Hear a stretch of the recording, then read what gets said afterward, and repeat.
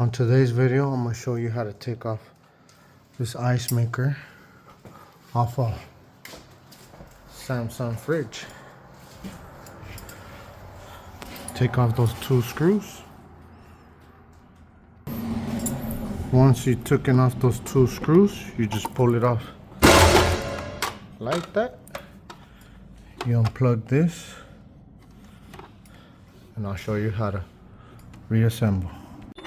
Okay, to rehook this back up, you put that wire right there, and then this little tube, you guide it into that hole.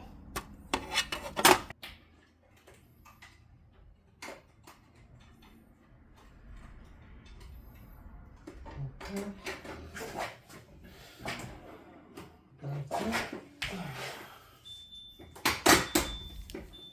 Voila.